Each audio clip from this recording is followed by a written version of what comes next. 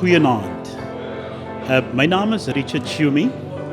Ek is die area streekbestuurder van die AAI Weskaap vir die area die tuinroete en Klein Karoo. Maar vandag het ek in my hoedanigheid volmag gekry van die Klein Karoo Sakekamer om hulle toekenning vanaand te ontvang.